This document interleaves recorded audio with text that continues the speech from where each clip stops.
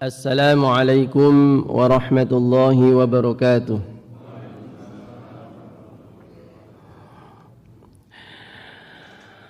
Alhamdulillahi rabbil alamin, wal aqibatu lil muttaqin, fala udwana illa 'alal zalimin. Asyhadu an la ilaha illallah, ilahul awwalin wal akhirin, wa asyhadu anna Muhammadan abduhu wa rasuluh, sayyidul kaunain al-mab'uts rahmatan lil alamin. Allahumma salli wa sallim wa barik wa an'im ala nabiyyil karim, nabiyina Muhammadin wa ala alihi wa ashabihi ajma'in, amma ba'd. Para bapak ibu yang kami muliakan, alhamdulillah, segala puji hanya milik Allah atas segala nikmatnya pada kita semuanya. Allah menetapkan kepada kita iman dan Islam. Semoga iman dan Islam ini kita bisa bawa sampai ajal menjemput kita semuanya. Amin ya rabbal alamin. Dan semoga kita selalu diberikan kesehatan, kemudahan dalam segala urusan kebaikan dunia dan akhirat kita. Amin ya rabbal alamin. Para bapak ibu semua yang hadir di sini, jamaah Masjid Sleman, Masjid Besar Sleman Kota yang kami cintai, sedikit yang akan kami bacakan yaitu sebuah hadis Rasulullah sallallahu alaihi wasallam tentang 3 bayi yang ajaib, ya, karena bisa berbicara ketika masih di dalam buayan atau masih kecil, masih merah. Rasulullah sallallahu alaihi wasallam bersabda, "Lam yatakallam fil mahdi illa thalathatun." Lam yatakallam fil mahdi illa thalathatun. Tidaklah bisa berbicara fil mahdi, bayi yang masih dalam buayan ibunya, illa thalathatun, kecuali 3. Isa bin Maryam. Yang pertama adalah Nabi Isa bin Maryam, Isa ibnu Maryam. Wa sahibu Juraij, dan bayi yang menjadi saksi atas kesucian daripada Juraij, seorang ulama dari kalangan Bani Israel. Dan juga yang ketiga adalah wa bainama imra'atun fi hijriha ibnun turdi'uhu. Yang ketiga adalah bayi yang dibawa seorang perempuan dalam pangkuannya yang disusuinya. Kemudian ada 2 orang yang lewat. Yang pertama orang yang gagah, kemudian ibunya mengatakan, "Ya Allah, jadikan anak saya seperti orang yang lewat tersebut." Nah, ternyata bayi yang masih menyusui itu bisa ngomong, ya, bisa ngomong, bisa menjawab. Bisa menjawab dengan kata, "Allahumma la taj'alni mithla hadzal raqib." Ya Allah, jangan jadikan saya seperti orang tadi. Ibunya doa, "Ya Allah, jadikanlah anak saya seperti orang itu." Kemudian anak yang masih bayi itu kemudian melepas susuannya. Kemudian, "Ya Allah, jangan, ya Allah." Allahumma ya Allah, la taj'alni mithla hadzal raqib. Nah, gitu. Kemudian lewat yang kedua, ada wanita yang diseret, kemudian diteriaki maling, pezina dan seterusnya. Kemudian ibu tadi mengatakan, "Ya Allah, jadikanlah bayiku ini ya Allah jangan jadikanlah bayiku ini seperti wanita yang tadi yang diseret tadi itu. Maka malah bayinya kemudian melepas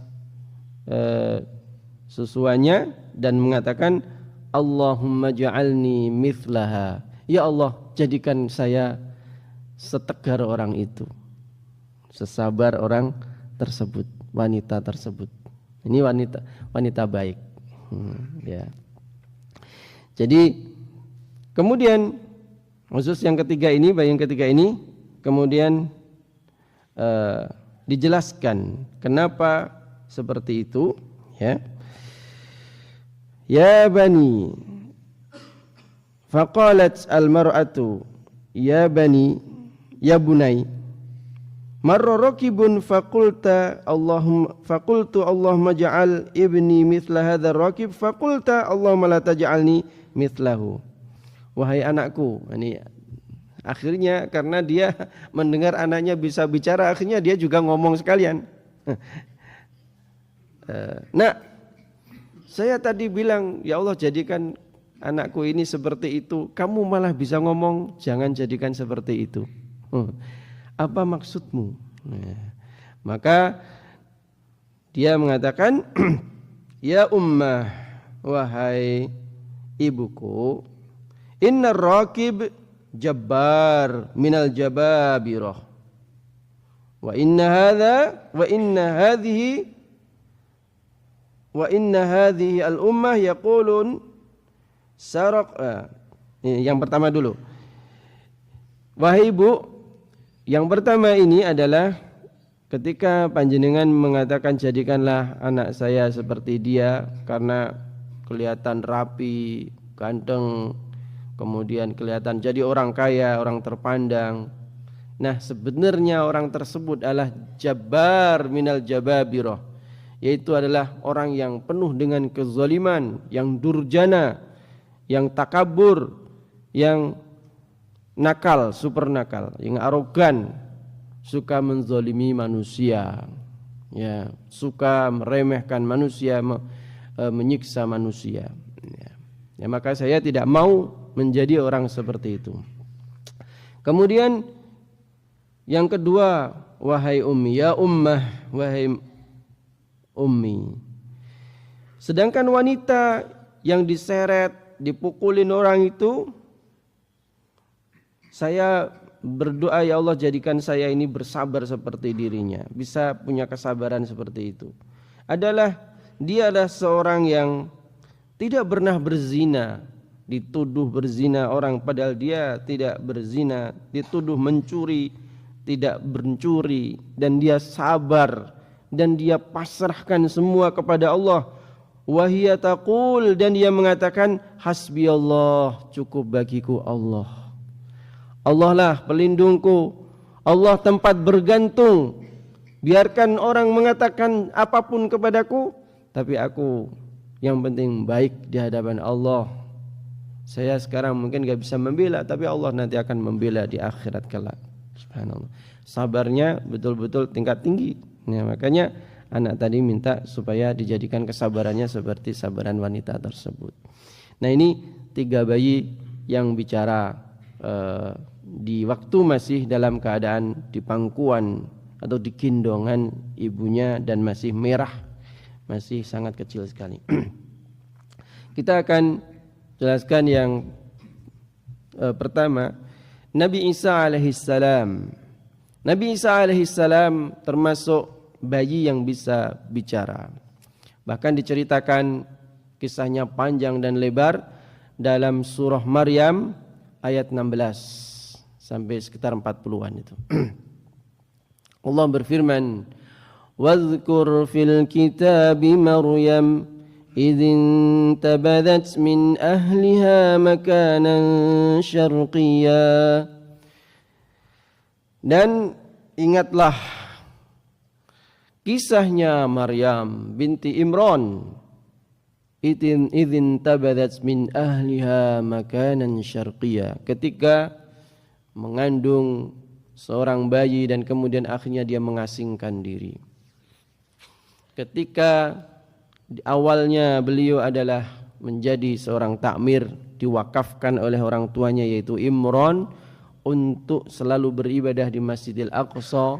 Maka tiba-tiba suatu malam di kamarnya, jadi kalau Maryam itu punya kamar tersendiri di dalam Masjidil Aqsa itu, kamar takmir, beliau di situ ibadah tok isinya. Nanti setiap hari makanan dibawakan oleh pamannya yaitu Nabi Zakaria, kasih makan dan seterusnya. Suatu saat beliau mengunci kamarnya. Tiba-tiba muncul seorang laki-laki yang gagah, ganteng, pakaiannya sopan dan seterusnya. Maka kaget Siti Maryam. Maka dia langsung mengatakan, inni a'udzubika, a'udzu birrahmani minka. Ya Allah, aku berlindung ya Allah kepadamu dari orang ini ya Allah. Jangan sampai dia menyakiti dan menyentuhku. Ya. Maka orang tersebut mengatakan, qala innama ana rasulu rabbik li ahaba laki ghulaman zakiya. Wahai Maryam, aku ini adalah utusannya Rabbmu, yaitu malaikat maksudnya, dalam rangka untuk memberikan kabar kepadamu bahwasanya kamu nanti segera mengandung bayi. Maka dia mengatakan, qalat anna yakunu li ghulamu wa lam yamsasni basharu wa lam aku baghiya. Wahai malaikat, bagaimana mungkin saya bisa mengandung seorang bayi sedangkan saya tidak punya suami, tidak pernah bersentuhan dengan laki-laki siapapun. Walam yamsasni basyaru walam aku baghiya, dan saya bukanlah orang yang wanita jalang, wanita yang nakal. Maka malaikat mengatakan, qala kadzaliki qala rabbuki huwa alayya hayyin. Ya seperti itu wahai Maryam, itu bagi Allah mah kecil. Alayya itu adalah bagi Allah adalah hayyin, adalah perkara yang remeh-temeh. Ya.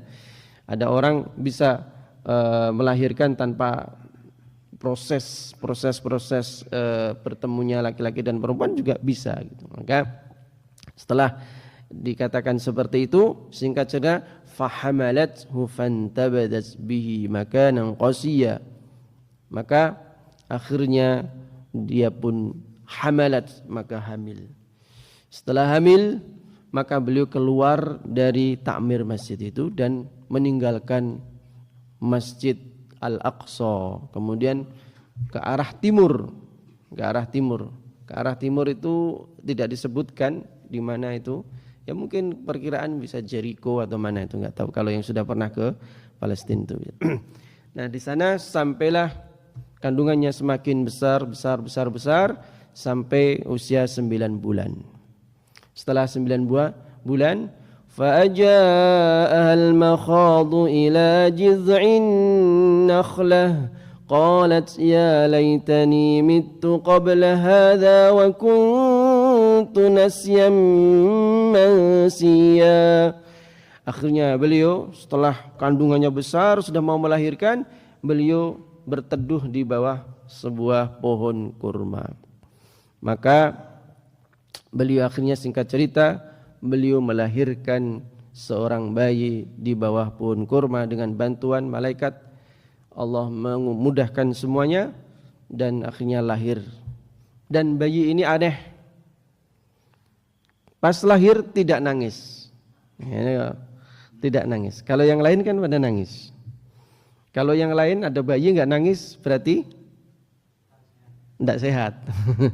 Kalau Nabi Isa enggak nangis tapi sehat. Ya. Karena apa? Karena ketika lahir dijaga oleh Allah Subhanahu wa taala dari gangguan setan. Setan tidak bisa mengganggu dan akhirnya beliau tidak nangis. Nah, setelah itu telah lahir, kemudian baru setelah itu bisa nangis. Jadi bisa setelah itu biasa.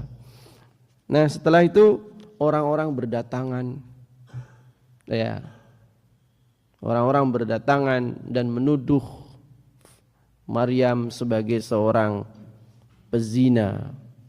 Datang, ya. Oh ya, sebelumnya beliau kemudian menggerakkan pohon, kemudian pohon yang di sampingnya tadi, maka runtuhlah atau bergugurlah banyak kurma-kurma yang masih muda, ya. Maka akhirnya beliau makan. Fakuli washrabi wa qarri aina. Maka makanlah dan minumlah, sesaplah juga airnya, kemudian makan dan minum, wa qarri aina, dan tenanglah kamu. Fa imma tarayinna minal bashari ahadan faquli inni nadhartu lirrahmani sawma. Kalau nanti ada orang datang bertanya kepadamu dan ngajak ngobrol kepadamu, katakan inni nadzartu lirrahmani sauma. Aku berjanji kepada Allah, nazar kepada Allah, aku tidak akan pernah ngomong, atau saya sauma, puasa bisu, puasa tidak ngomong. Jadi Allah menyuruh supaya Maryam tidak ngomong apa-apa, ya. Jadi ketika datang, kemudian orang-orang pada berdatangan melihat bayi. Ada seorang wanita membawa bayi, tidak ada bapaknya. Pezina. Oh, Maryam ternyata. Maryam binti Imran. Orang pada kenal ini. Oh, kamu Maryam itu toh. Bapakmu terkenal, orang semua paham dia orang yang soleh. Kamu kok malah jadi begini? Kamu jadi pezina, tiba-tiba melahirkan, tidak ada orang, tidak ada suami. Kelihatan sok suci, ternyata jebule. Ya kayak gini gitu. Ya ukhta Harun, ma kana abuki imra'a sau'i wa ma kanat ummuki baghiya. Wahai ukhta Harun, wahai saudaranya Harun, ya, kamu kok seperti ini? Kamu bapakmu orang terkenal baik, ya, keluarga baik-baik, saudaranya Harun juga orang baik, bukan Nabi Harun, tapi Harun lain, ya, keluarga Imran, masih bapak-bapaknya. Jadi ada Harun yang lain itu juga baik, kamu kok jadi seperti ini? Nah, maka beliau fa'asyarat ilaih, maka akhirnya beliau menunjuk atau gini apa gini ya, ini coba dia tidak ngomong apapun, cukup nunjuk, fa'asyarat ilaih. Maka setelah itu mereka paham bahwasanya mereka harus bertanya saja kepada bayinya. Nah, inilah kemudian bayi ini menjawab, qala inni abdullahi ataniyal kitaba wa ja'alani nabiyya wa ja'alani mubarakan aynama kuntu wa awsani bis salati waz zakati ma dumtu hayya. Nah, itu jawabannya Nabi Isa. Qala inni abdullah. Wahai semua orang yang ada di sini, saya ini hambanya Allah. Ataniyal kitaba wa ja'alani nabiyya. Bayi yang masih kecil, masih merah, ngomong dengan fasih, inni abdullah. Saya ini hamba Allah. Saya bukan anak zina. Saya adalah anak yang dilahirkan secara kun fayakun. Ya. Saya Abdullah. Ataniyal kitaba wa ja'alani nabiyya. Aku nanti akan mendapatkan kitab suci dan dijadikan seorang nabi.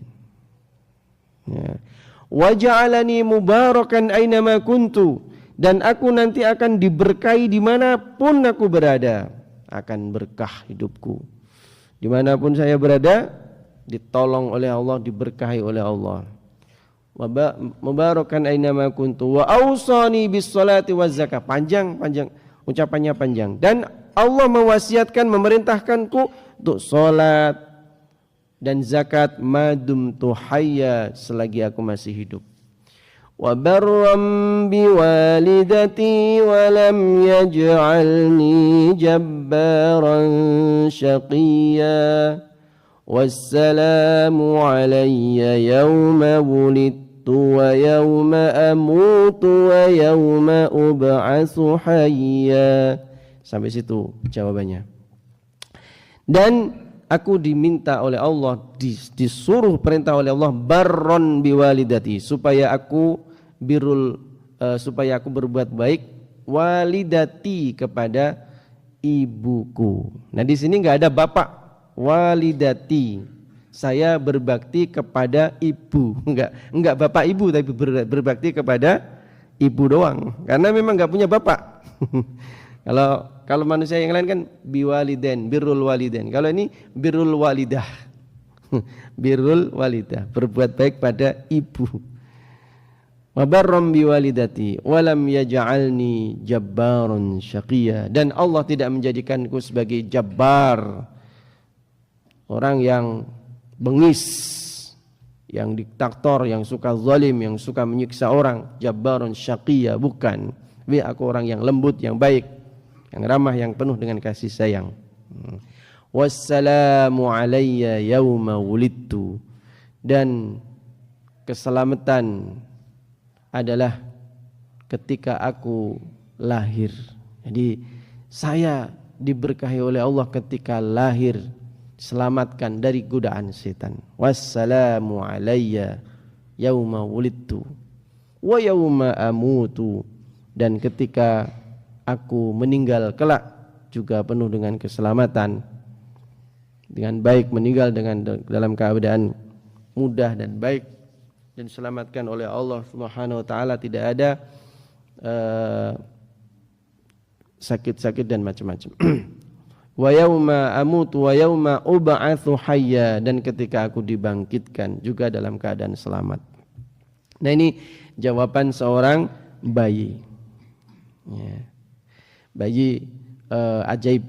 Nah, di dalam hadis ini 3. Lam yatakallam fil mahdi illa salasatun. Tidaklah bisa bicara di dalam dalam keadaan bayi, di dalam gendongan ibu masih bayi, kecuali 3. Nabi Isa, kemudian pembela Juraij, dan kemudian bayi yang tadi ada 2 orang lewat tadi. Imam Al-Qastalani dalam tafsir hadis, maksudnya dalam ini kan hadis riwayat Bukhari. Hadis ini riwayat Bukhari.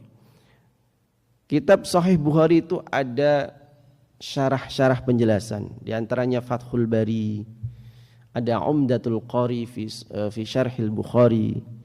Nah, Imam Al-Qastalani dalam syarah Bukhari ini menyebutkan, dalam riwayat lain kalau kita kumpul-kumpulkan, bayi yang bisa bicara itu ada 9. Kalau dalam hadis Bukhari ini ada 3, tapi ada hadis-hadis yang lain kalau kita kumpul-kumpulkan maka kesimpulannya ada 9. Mana lagi diantaranya adalah yaitu bayinya Siti Asyah, bukan Siti Masyitoh, apa namanya? Fir'aun itu apa? Fir'aun itu punya pembantu namanya Masyitoh. Tapi Masyitoh itu sebenarnya wanita penyisir, tapi namanya aslinya enggak Masyitoh, itu kerjaannya Masyitoh, tukang sisirnya. Dia itu punya bayi itu. Nah, ketika dia nyisir bayinya dan juga merawat anak-anak yang lain di kerajaan, itu sisirnya jatuh, kemudian dia ambil lagi bismillah, dengan baca bismillah.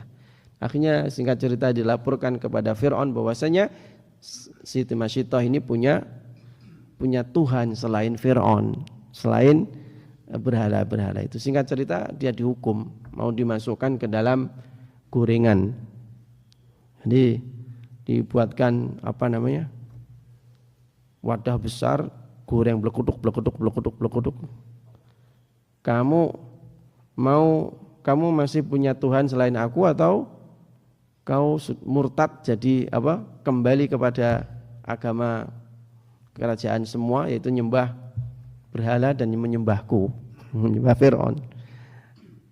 Terus kemudian dia tetap teguh, gak mau menyembah Fir'aun dan gak mau menyembah berhala. Nah, bayinya yang digendong itu mengatakan, "Bu, sabar, jenengan nyemplung mawon mriku." Nah, perkataan bayi itu loh, "Isbiri ya ummi, isbiri, sabar wahai ummi." Dah nyemplung mawon ke situ. Itu bayi yang keempat. Terus ada bayi lagi, apa lagi ya? Lupa saya.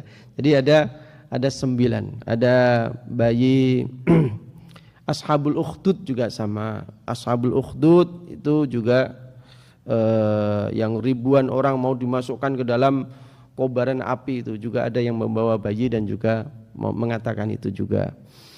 Kemudian bayinya Yusuf, bayi yang bersaksi atas nama Yusuf. Jadi Nabi Yusuf kan digoda sama siapa? Zulaikha. Nah, Zulaikha kemudian digeret bajunya belakang robek. Nah, kemudian setelah itu ketemu suaminya. Langsung Zulaikha mengatakan, ini kurang ajar, ini goda saya, ini harus dipenjara, harus di. Yusuf mengatakan, saya enggak pernah goda orang. Demi Allah saya enggak pernah goda orang kok. Saya enggak pernah goda, saya yang digoda gitu. Saya yang diajak, saya lari bahkan gitu. Nah, terus kalau enggak percaya ini ada saksi. Nah, dalam tafsir sebutkan itu adalah bayi. Bayi yang itu ada bayi yang di situ yang di tempat itu dia melihat saya, melihat kejadian itu. Wa syahida syahidum min ahliha. Maka akhirnya bayi itu bisa bicara. Wahai Al-Aziz, wahai menteri, kalau memang kau lihat saja bajunya Yusuf. Kalau Yusuf itu bajunya itu robeknya di depan, berarti ya, in kana qamisuhu qudda min qubulin fasadaqat. Kalau bajunya dirobek dari depan, berarti perkataannya perempuan itu atau Zulaikha benar, dia yang diganggu. Wa huwa minal kadzibin, dan Yusuf berarti bohong. Wa in kana qamisuhu qudda min duburin fakadzabat. Kalau bajunya yang robek belakang, berarti kadzabat, berarti istrimu yang kadzabat, yang bohong. Wa huwa minas shadiqin, dan Yusuf orang yang benar. Falamma ra'a qamisahu, ketika dicek, yang robek mana? Qudda min qubulin, belakang yang robek kan dia lari dipegang. Nah, beda kalau orang laki-laki yang berusaha ini dirobek gini. Nah, maka langsung qala innahu min kaidikun. Wah, sudah jelas. Sekarang yang salah istriku. Tapi tolong harus semua diam, enggak boleh bicara, enggak boleh diviralkan, bahaya. Hancur nanti martabat saya. Akhirnya sudah diredam, enggak ada yang bicara. Tapi akhirnya Nabi Yusuf tetap difitnah. Akhirnya dia dimasukkan ke dalam penjara. Nah, begitu. Ini bari yang menjadi saksi atas Nabi Isa alaihissalam, Nabi Yusuf alaihissalam. Kemudian ada bayi-bayi yang lain, itu ada sekitar 9. Para bapak ibu yang kami muliakan, pelajaran yang paling penting di sini satu, bahwasanya kita ini punya Tuhan Allah yang maha kuasa, yang apabila menginginkan sesuatu itu cukup kun fayakun. Maka tawakallah kepada Allah, maka minta pertolongan kepada Allah. Jangan takut, hidup tidak boleh susah, tidak boleh khawatir yang berlebihan. Karena kita ini punya Tuhan yang maha kuasa. Dunia ini kecil bagi Allah Subhanahu wa taala. Sekarang orang pada semua susah, takut, ekonomi semakin melemah, dolar harga rupiah makin lama makin anjlok, orang berdagang semakin lesu, godaan semakin banyak. Khawatir sudah, enggak usah khawatir. Tadi saya membaca Al-Qur'an, ya ibadi la khaufun 'alaikumul yauma wala antum tahzanun. Tadi habis subuh-subuh saya baca, ya ibadi la khaufun 'alaikumul yauma wala antum tahzanun. Wahai hamba-hambaku, la khaufun 'alaikum, enggak perlu khawatir. Masa depan yang kau hadapi enggak perlu khawatir. La khaufun 'alaikum wala antum tahzanun. Enggak usah terlalu bersedih. Kita punya Allah. Kita punya Allah. Tugas kita itu selalu mendekat, berusaha semaksimal mungkin, tapi jangan lupa mendekat kepada Allah. Dan insyaallah beres. Allah tuh menciptakan bumi itu kecil, hanya debu yang enggak kelihatan kecil dari ciptaannya Allah. Jadi bumi ini berada dalam galaksi namanya galaksi Bima Sakti. Satu bintang, bumi itu satu bintang dari miliaran bintang yang ada dalam galaksi namanya galaksi Bima Sakti. Sedangkan galaksi itu tidak cuma satu, ternyata jumlahnya galaksi itu miliaran juga.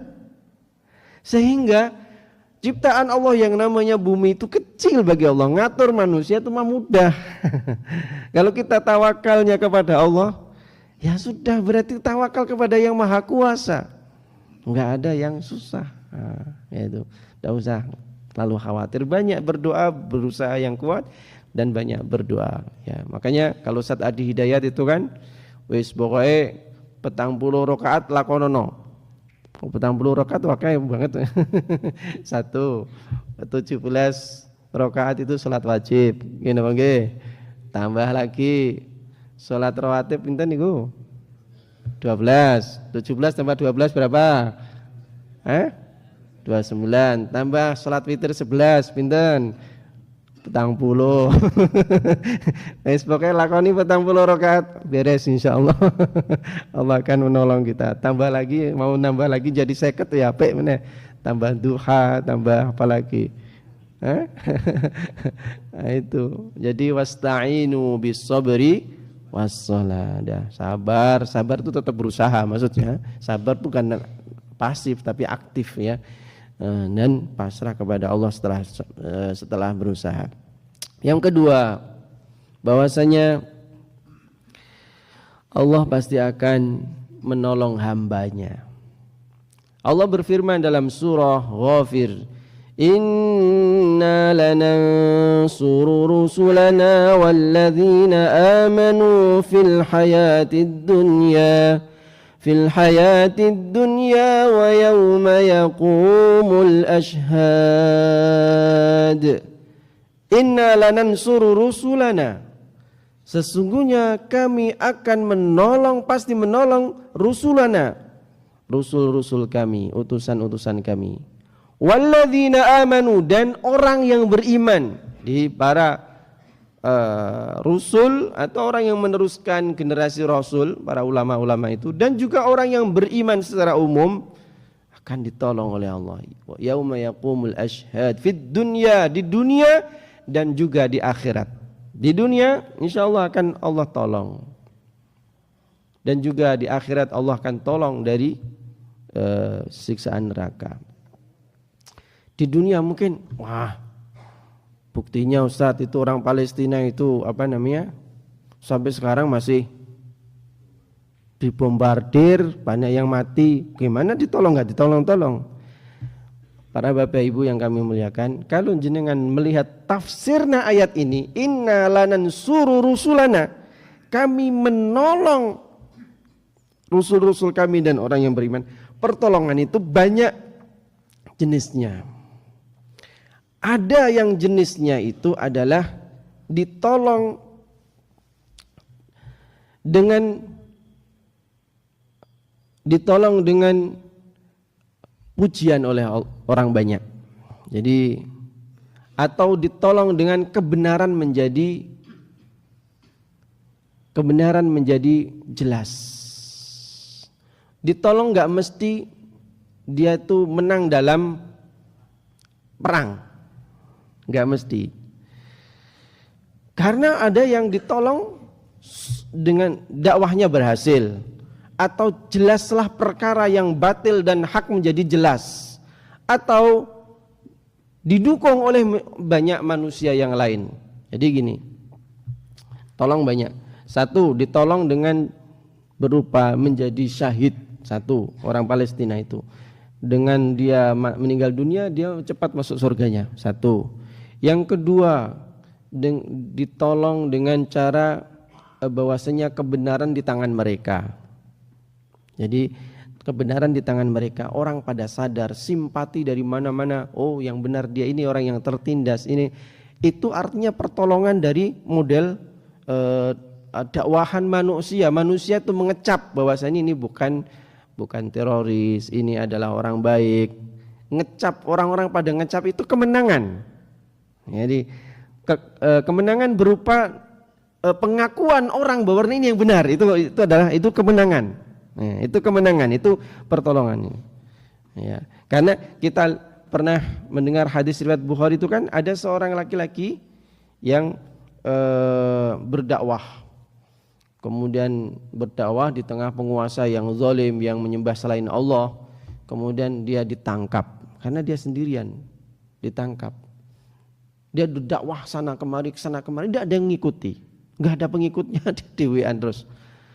Dan akhirnya udah ditangkap oleh siapa, penguasa. Habis itu mau dibunuhnya disiksa, yaitu dibawa ke gunung, kemudian dilempar dari gunung ke jurang biar mati secara mengenaskan, glundung, bernatap-natap apa gitu, natap batu-batu. Ternyata setelah ditinggalkan pengawalnya, laki-laki ini tetap hidup dan datang kepada penguasa lagi. Pak Raja, selamat pagi. Saya masih hidup.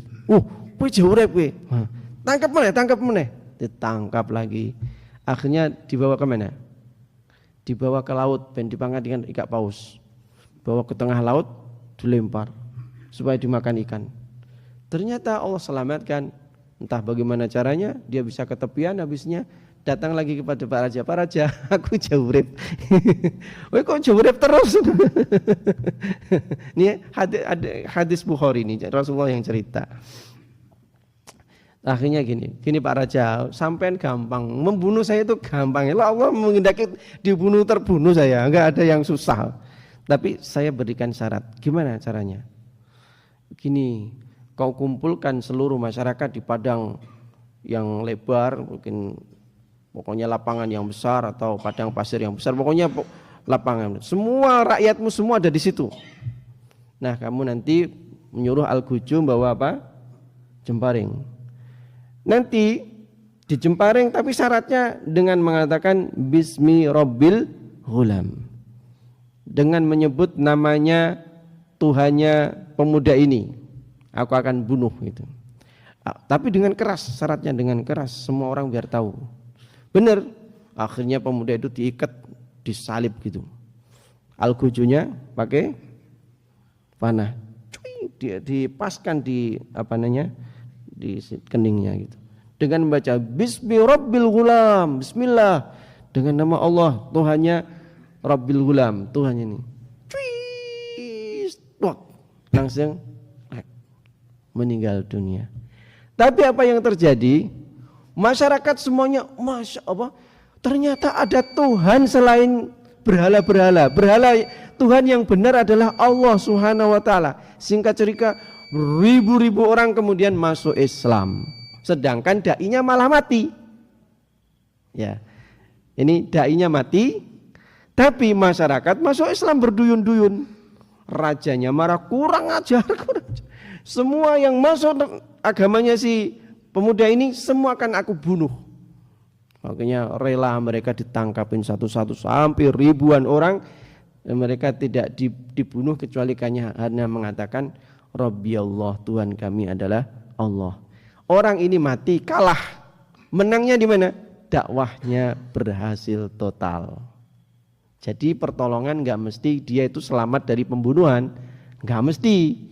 Ya, namanya pertolongan itu macam-macam bentuknya, ya. Menjadi jelas mana yang benar, mana yang salah, itu sudah pertolongan Allah Subhanahu wa taala. Gitu. Ya, itu sudah pertolongan Allah Subhanahu wa taala. Nah, makanya ribuan orang, maka turunlah surat itu, surah apa? Al-Buruj. Itulah nanti kalau kita tafsir surah Al-Buruj nanti ketemu itu. Wa ma naqamu minhum illa an yu'minu billahil azizil hamid. Mereka tidak menyiksa kecuali hanya karena mengatakan kami beriman kepada Allah Al-Aziz yang Maha Perkasa. Akhirnya mereka dibunuh semuanya, ribuan orang dimasukkan ke dalam kobaran api itu. Nah itu mati semua, digodok, dibakar semua, itu mati. Al-Ashabul Ukhdud. Ashabul Ukhdud. Nah itu.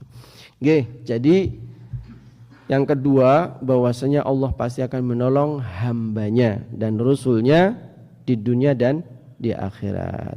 Nah, yang terakhir bahwasanya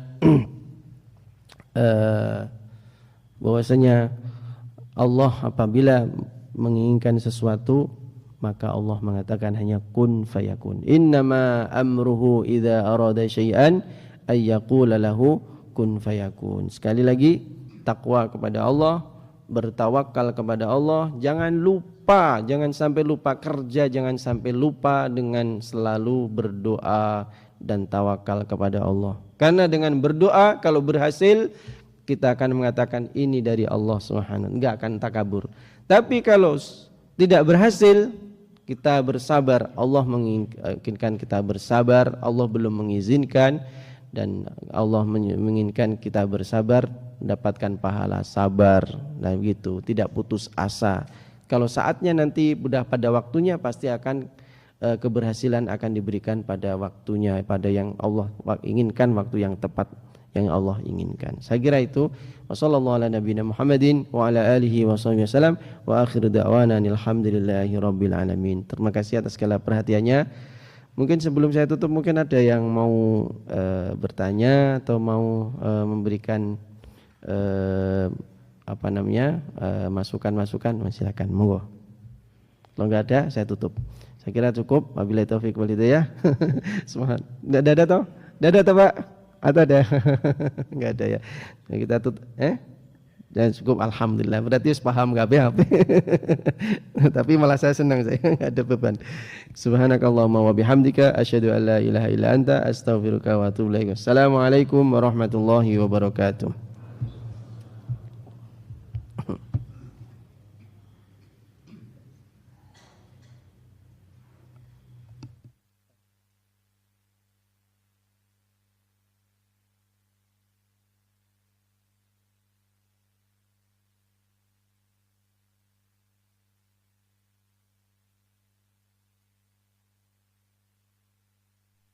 Waktunya belum ini? Sudah waktunya berapa menit lagi? 38. Apa? 38. Sholat subuh, sholat terbit 05.28. Sekarang 05.32. Syuruknya berapa menit? 15 menit setelah terbit. Ya 15 menit setelah terbit itu adalah waktu yang terbaik, waktu yang pas ya. Oke, ya, kita tunggu sebentar waktu syuruk, nanti kita kita sholat syuruk. Jadi kalau langsung syuruk, man shalla as-subha fi jama'atin summa qa'ada fi musallahu hatta yatlu asy-syams fa shalla rak'ataini kanat lahu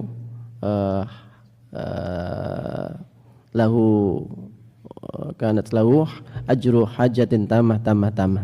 Atau kama qala Rasulullah SAW. Barang siapa dia salat subuh berjamaah kemudian dia berada di tempatnya sampai terbit matahari, sampai keluar matahari terbit, maka dia kemudian sholat 2 rakaat, maka dia mendapatkan pahala haji dan umroh ya secara sempurna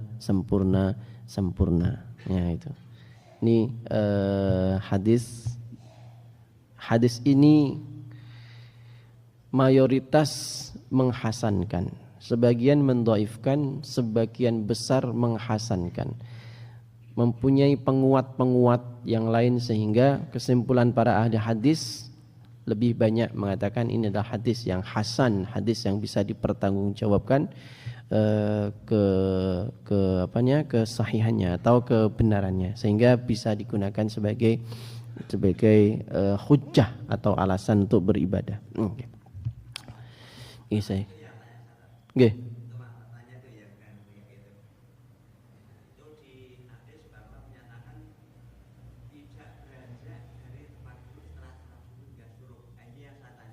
Dalam arti tidak berada itu tidak boleh jalan-jalan atau dalam kondisi masih dalam ruang lingkup masjid itu. Iya. Itu kembalinya kepada para penjelasan para ulama. Kalau Nabi mengatakan tidak pergi dari tempat musola. Sebutannya kan musola. Musola itu artinya tempat sholat. Tempat sholat itu kalau arti ringkas ya tempat duduk.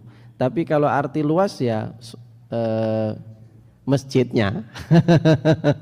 Arti luas, secara luas ya masjidnya. Yang penting belum sampai keluar dari masjid gitu. Atau keluar masjid dalam keadaan terpaksa, misalkan pipis, itu yang enggak dianggap. Jadi kayak seperti orang itikaf kan gitu. Kalau memang dia itu adalah keluarnya memang kebutuhan, ya dia tidak masalah ya.